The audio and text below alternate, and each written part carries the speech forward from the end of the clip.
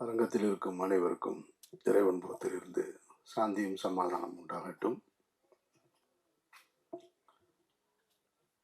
மேடைகள்லேயே மிக கடினமான மேடை என்னன்னா, எனக்கு என்னுடைய வாழ்க்கையில் ஒரு தலைப்பை கொடுத்து அந்த தலைப்பில் பேசுவது. அதில் நான் ஒரு தேர்ந்தெடுத்த ஒரு ஆள் கிடையாது.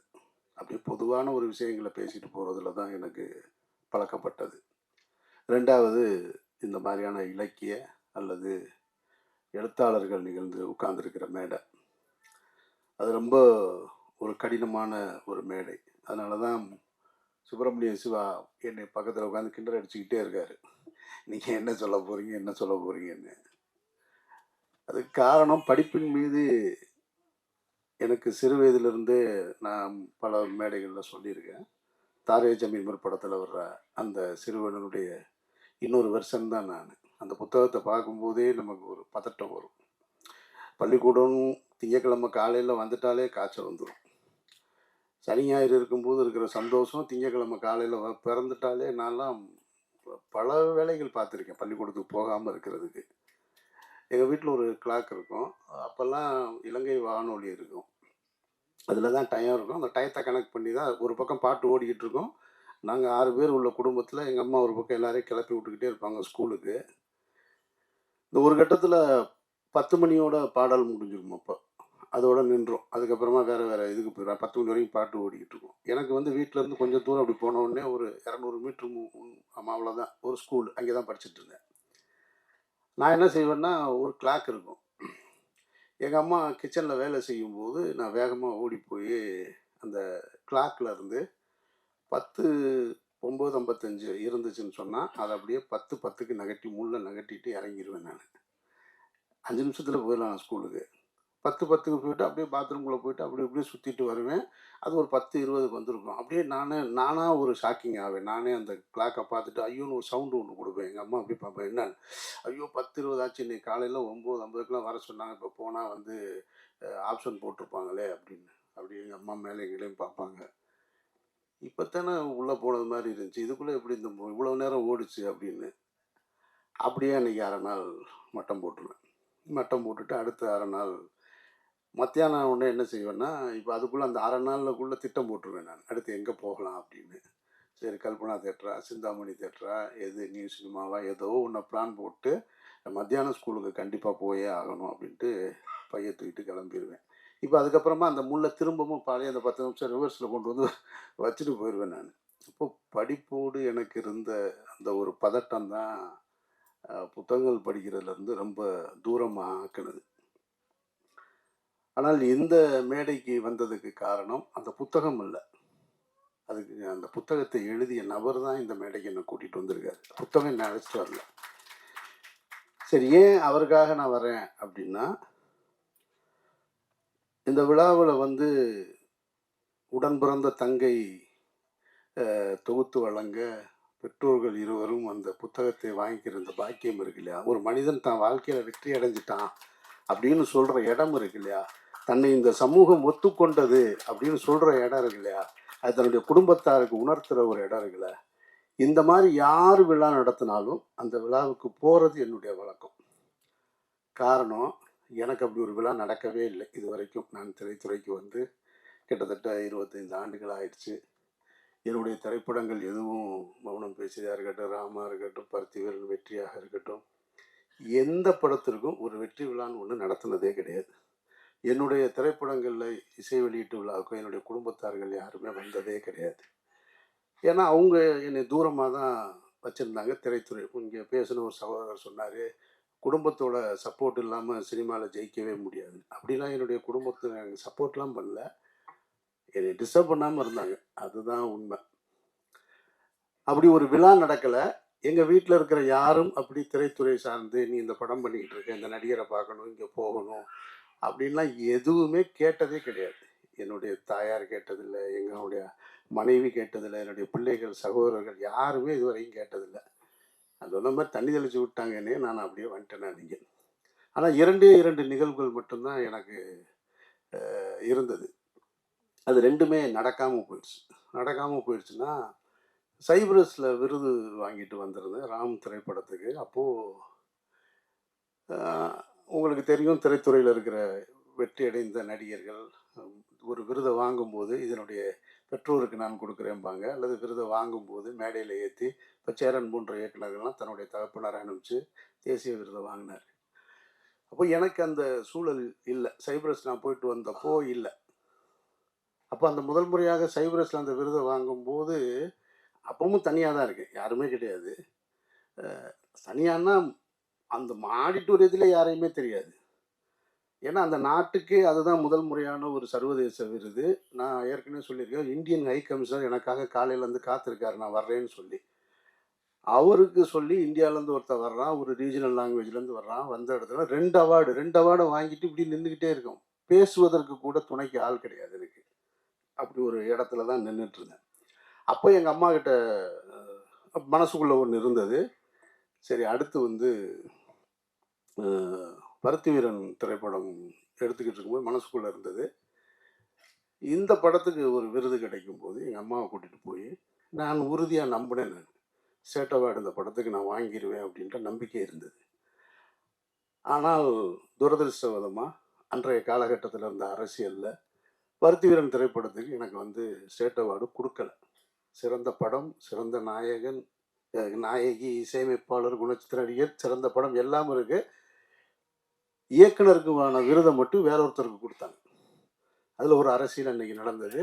அதனால எங்கள் அம்மாவை கூட்டிகிட்டு போக முடியல. அது ஒன்று முடிஞ்சிருச்சு. சரி, என்னுடைய மனைவி வந்து என்கிட்ட ஏதாவது கேட்டிருக்காளா அப்படின்னா, அவள் ஒன்றே ஒன்று தான் கேட்டிருக்கா. எந்த நடிகரை நான் இது வரைக்கும் பார்க்கணும்னு சொல்லி என்கிட்ட கேட்டதே இல்லை. அவர் கமல்ஹாசனை பார்க்கணும், ரஜினிகாந்தை பார்க்கணும், அன்னைக்கு உச்சத்தில் இருந்த, அல்லது விஜய் சார் பார்க்கணும், அஜித் சார் பார்க்கணும் அப்படிலாம் சொன்னதில்லை.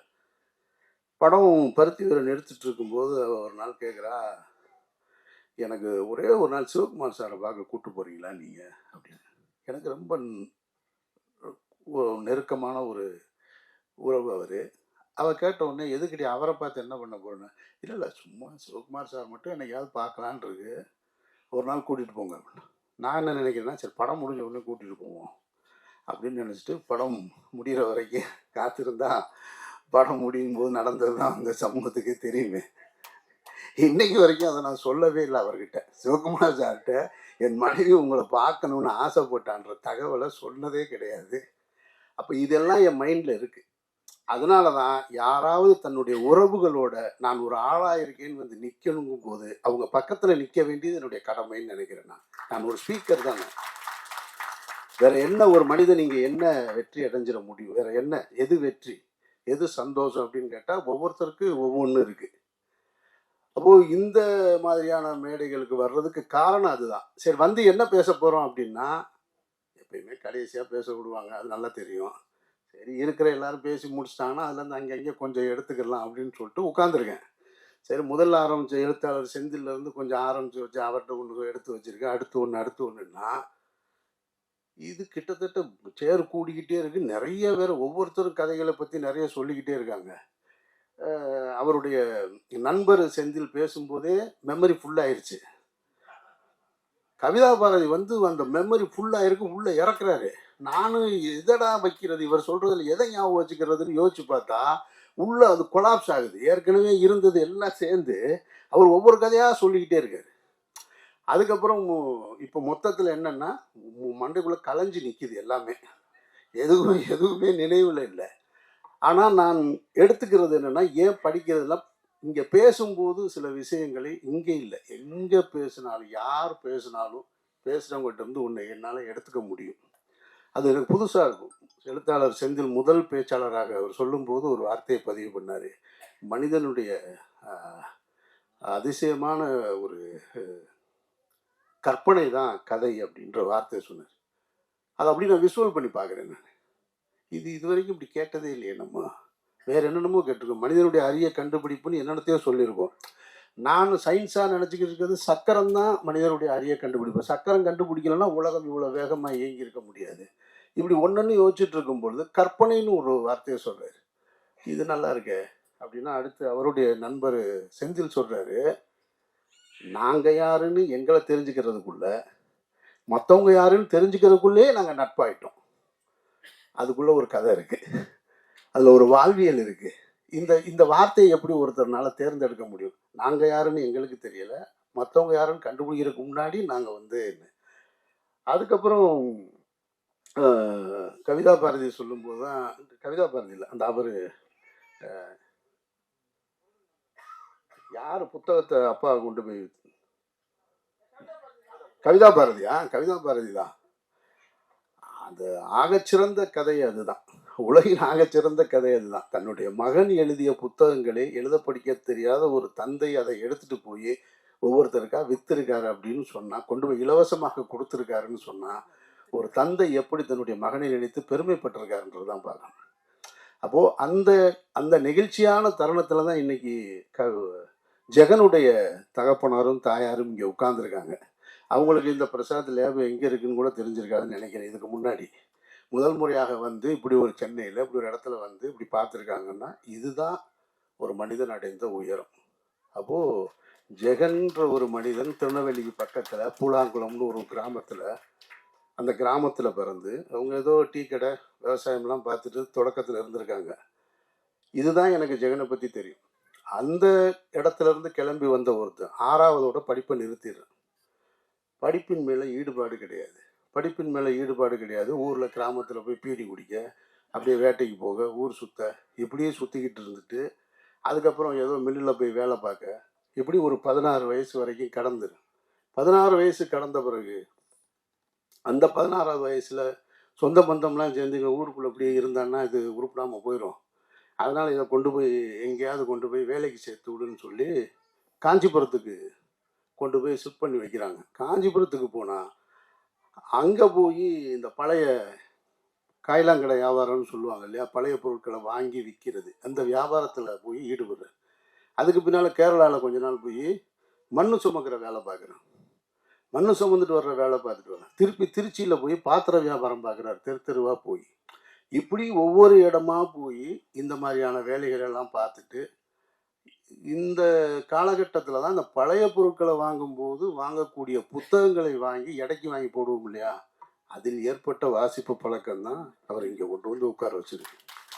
அந்த புத்தகங்களை வாங்கி அதை படித்து அதுலேருந்து கொஞ்சம் கொஞ்சமாக வந்து அதுக்கடையில் ஐயா வழியில் உள்ள நுழைஞ்சு, ஐயா வழியில் நுழைஞ்ச உடனே அது வந்து ஒரு முற்போக்கு சிந்தனையான ஒரு ஏக இறைவருக்கு வந்து, ஆமாம், ஏக இறைவனை வணங்குற ஒரு கூட்டம், அது இடதுசாரி சிந்தனை உள்ள ஒரு ஆன்மீக குழு. அது அங்கே தான் இவர் நிறைய, எனக்கு இவரோட ஸ்டேட்டஸில் நான் பார்த்துட்டே இருப்பேன். ஜெகனை ஏதாவது போட்டுகிட்டே இருப்பார்.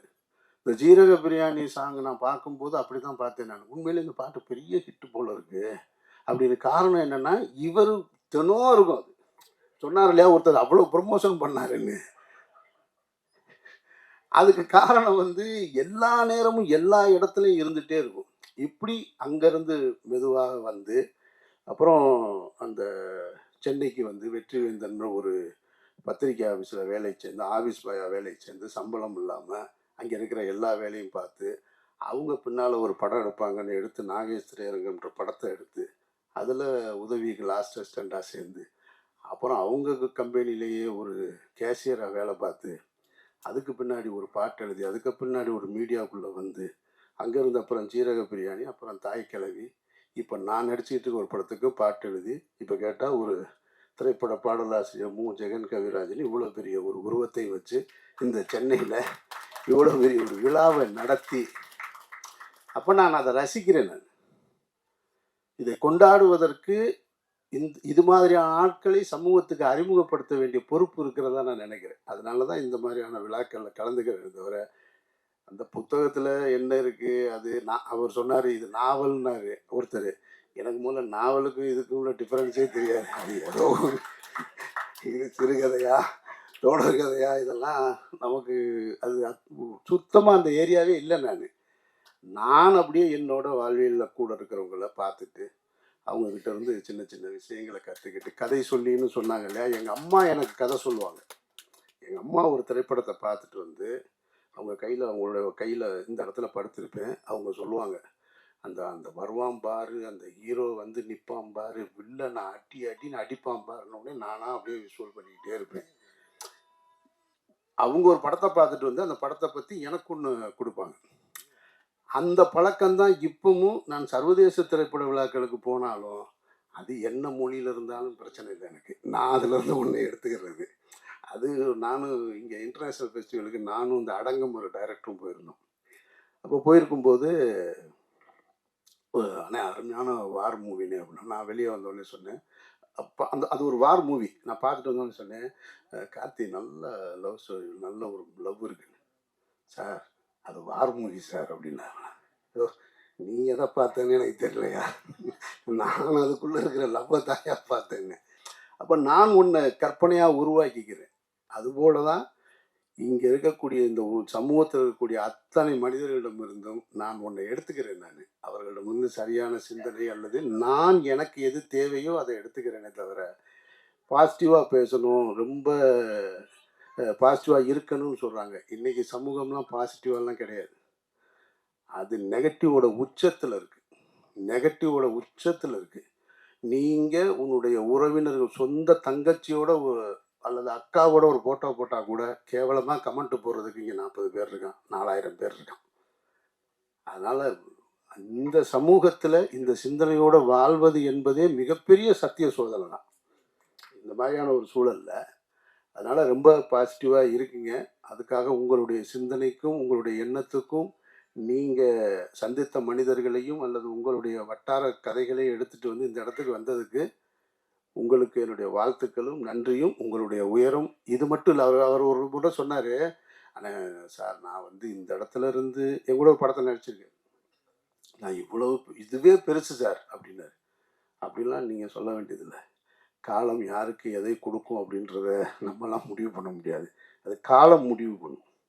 யார் கையில் அதிகாரத்தை கொடுக்கணும், யார் கையில் ஆட்சியை கொடுக்கணும், யாருக்கு புகழை கொடுக்கணும், யாருக்கு அந்தஸ்தை கொடுக்கணும், செல்வத்தை கொடுக்கணுன்றதெல்லாம் அது காலம் முடிவு பண்ணும்.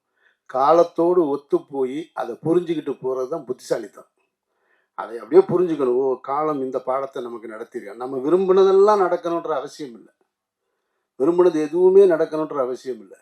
அப்போ இந்த மேடையில் இத்தனை பேர் எழுத்தாளர்களாக சிந்தனையாளர்களாக இருக்கும் பொழுது அந்த எழுத்துக்கும் எனக்கும் தொடர்புள்ளாத நடுவில் இருக்கிற நான் தலைமை உரை ஆற்றுவது போல தான் இந்த சமூகமும் அப்படி தான் இருக்கும். கார்த்தி சிரிக்கிறாப்புல. ஆமாம், கைதட்ட வேற சொல்கிறாரு. கார்த்தி தான் இந்த விழாவின் நாயகன், இதுக்கு காரணம்னாப்புல. கார்த்திக்கு இன்னொரு பேர் இருக்கு, கான்ட்ரவர்சி கார்த்திக்கு. ஆமாம், எனக்கு என்னென்னா இந்த நிகழ்ச்சியில் ஏன் பிரச்சனை என்னென்னா, இந்த ஒரு பக்கம் லேட் ஆகிக்கிட்டே இருக்குது. லேட்டாக அந்த உதயகீதம் திரைப்படம் நினைவு இருக்குன்னு நினைக்கிறேன், ரங்கராஜ் சார் படம். ஓப்பனிங் வந்து மோகன் வந்து ஒரு ஸ்டேஜில் பாட்டு பாடிட்டு இருப்பார், உதயகீதம் தானே. அந்த படத்தில் பாடி முடிக்கும்போது அந்த அரங்கத்துக்குள்ளே ஒவ்வொரு போலீஸாக உள்ளே வருவாங்க. ஏன்னா பாடி முடித்தோடனே அரெஸ்ட் பண்ணிட்டு போகிறதுக்கு. அதுதான் அந்த ட்விஸ்ட்டு அந்த படத்தில் ஓப்பனிங் சீனு. அந்த மாதிரி நிகழ்ச்சி தொடங்கும் போது இல்லாத சில பத்திரிகையாளர்கள் போக போக போக இந்த ரைட் சைடு ஏறிக்கிட்டே இருக்காங்க பூரா நம்ம டீமு. இது பூரா எனக்கு வந்து அந்த போலீஸ் ஞாபகம் வருது. இதை முடிச்சுட்டு வெளியில் ஒரு மைக் செட் இருக்குமே, அங்கே போய் சந்திச்சுட்டு போகிறதுக்கான தொடக்கம் மாதிரி தெரியுது. அதானா? அதனால் எதுவாக இருந்தாலும் இப்படி ஒரு நல்ல நிகழ்வு 2.5 மணி நேரம் ஒரு படமே பார்க்க முடியாது உட்காந்து. டாக்டர் என்ன சொல்கிறாருன்னா, நீங்கள் 40 வயசு 50 வயசு ஆயிடுச்சுனாக்க ஒரு மணி நேரத்துக்கு ஒரு எந்திரிச்சு அங்கிட்டு போங்கன்றான். ஆனால் நீங்கள் 2.5 மணி நேரம் ஒரு புத்தக வெளியீட்டு விழாவில் ஃபோனையும் பார்க்காம எதுவும் பார்க்காம உட்கார்றது ரொம்ப கஷ்டம். அப்போ ஏதோ ஒரு உங்களுடைய ஆன்மீக நம்பிக்கையோ அல்லது உங்களுடைய நேர்மறையான சிந்தனையோ அல்லது உங்களுடைய பெற்றோர்களுடைய ஆசீர்வாதமோ இறைவனுடைய ஆசீர்வாதமோ ஏதோ ஒன்று இந்த நிகழ்ச்சியை அழகாக ஒழுங்குபடுத்தி இருக்கு அப்படின்னு நான் நினைக்கிறேன். வாழ்த்துக்கள் ஜெகன், உங்களுடைய பயணம் தொடரட்டும், வெற்றியடையட்டும். நன்றி.